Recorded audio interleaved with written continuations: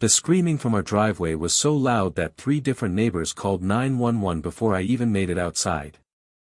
When I burst through the front door that Tuesday afternoon, I found my wife Sarah pounding on the windows of her own Toyota Camry while our HOA president, Patricia Morrison, stood there clicking a key fob like she was conducting some twisted symphony.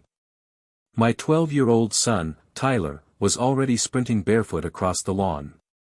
And what happened next would become the most viewed security footage in our neighborhood's history. Let me back up because you need to understand exactly who we're dealing with here. Patricia Morrison had been the HOA president of Maple Ridge Estates for 6 years. In that time, she turned our peaceful community into her personal kingdom. She once fined an elderly veteran $75 because his American flag was 2 inches larger than regulation. She measured grass with an actual ruler every Sunday morning. She created a 47-page PowerPoint presentation about approved mailbox colors that she forced everyone to watch at the quarterly meeting. My problems with Patricia started 3 months ago when we moved into the neighborhood. I'm David Brennan, 43 years old, and I work as a software engineer from home. My wife Sarah is a nurse who works 12-hour shifts at the hospital. Our son Tyler is your typical 7th grader who'd rather be gaming than dealing with adult drama. We picked Maple Ridge because it seemed like a nice, quiet place to raise our family. We had no idea we were moving into Patricia's personal dictatorship. The first fine came exactly 1 week after we moved in, $50 for leaving our moving boxes on the curb 6 hours past the approved time window. I thought it was a mistake, maybe some kind of hazing ritual for new residents.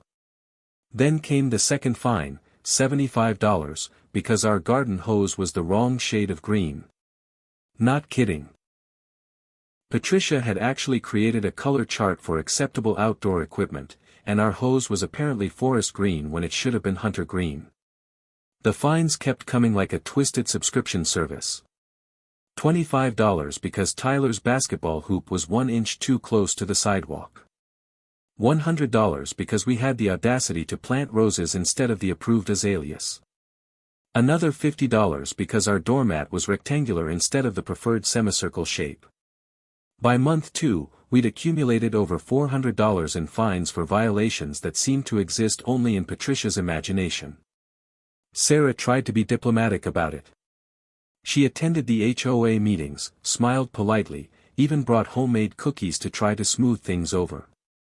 Patricia ate 3 cookies, then fined us $30 because the packaging wasn't recyclable according to subsection 12.4 of the HOA environmental guidelines. That's when I knew this wasn't about rules or property values. This was about power, and Patricia had chosen us as her favorite targets. Things escalated when I started questioning the fines at the monthly meetings. I'd bring copies of the actual HOA bylaws, highlighting how most of Patricia's citations weren't even real violations. She'd turn red, bang her gavel, which she'd bought herself since the HOA never authorized one, and declare the meeting adjourned. Other neighbors started privately thanking me for speaking up, sharing their own stories of Patricia's reign of terror, but nobody wanted to publicly challenge her. The breaking point came over something stupidly simple.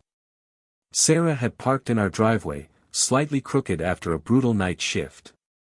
The car was completely within our property lines, not blocking anything, just angled about 15 degrees off parallel. Patricia left a $150 fine tucked under the windshield wiper for aesthetic disruption of community sightlines. That's when I decided to fight back. I started documenting everything. Every interaction, every bogus fine, every time Patricia trespassed on our property with her tape measure and clipboard.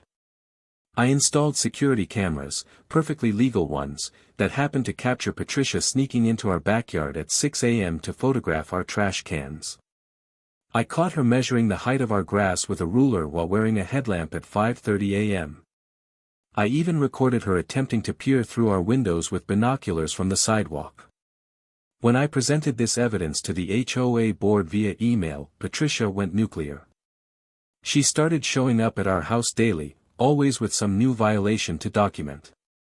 She claimed our doorbell was too loud, our sprinklers created excessive mist, our welcome mat was causing emotional distress to other residents. It was harassment, plain and simple. But Patricia was careful to always frame it as official HOA business. Then came that Tuesday. Sarah had just gotten home from a 36-hour shift at the hospital when Patricia appeared in our driveway. I was in my home office on a video call when I heard the commotion. According to our security footage and witness statements, here's what happened while I was inside.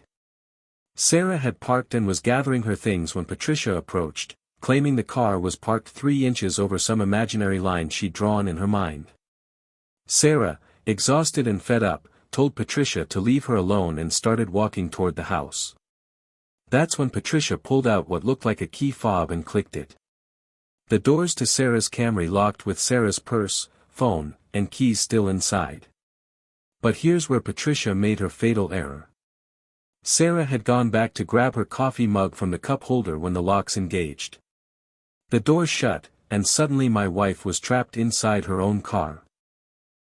Patricia had somehow gotten hold of one of those signal jammers that blocks key fobs and was using it to keep Sarah locked in while lecturing her about respect for HOA authority through the closed window. It was about 92 degrees that day. Sarah's phone was in her purse on the passenger seat, but she couldn't reach it while buckled in.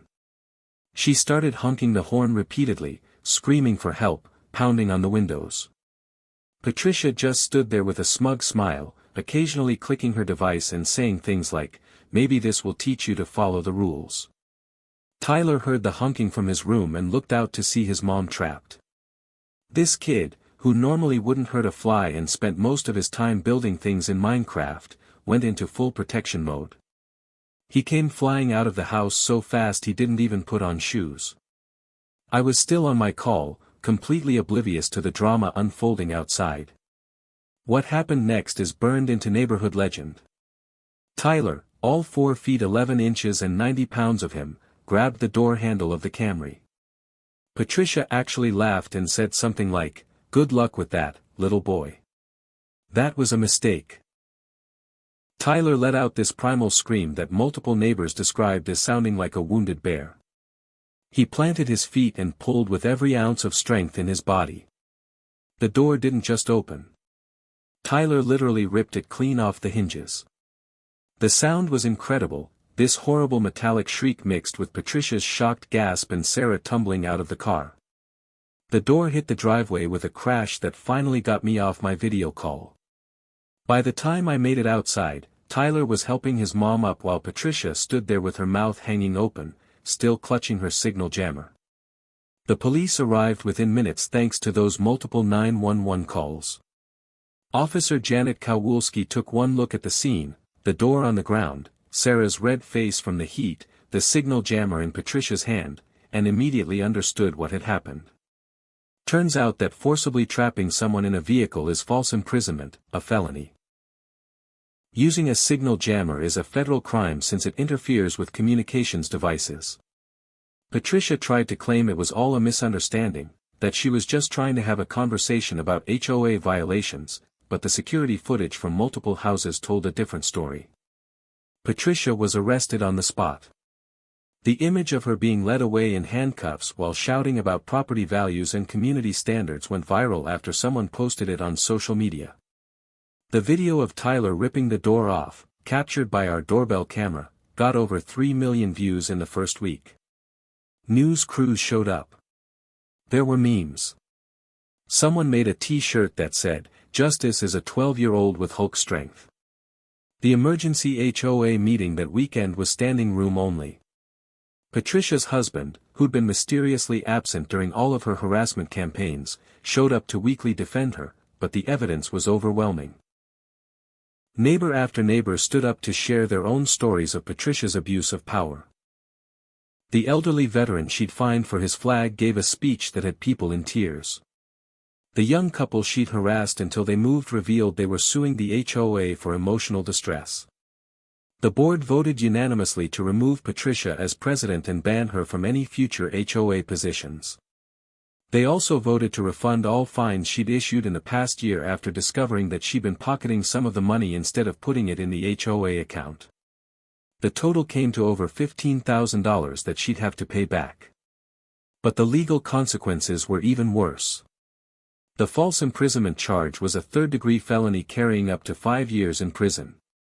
The federal charges for the signal jammer added potential fines up to $100,000 plus up to 1 year in prison. Her lawyer tried to negotiate a plea deal, but the prosecutor, who happened to live 3 blocks away and had also been a victim of Patricia's fines, wasn't feeling particularly generous. Patricia ended up pleading guilty to false imprisonment and was sentenced to 2 years in prison with 3 years of probation. The federal charges added another $50,000 in fines. When the judge read the sentence, Patricia actually fainted in the courtroom. She had to be revived by the bailiff. When she came to, she started sobbing about how she was just trying to maintain property values. The judge, completely unmoved, told her that property values don't supersede human rights and ordered her taken into custody immediately.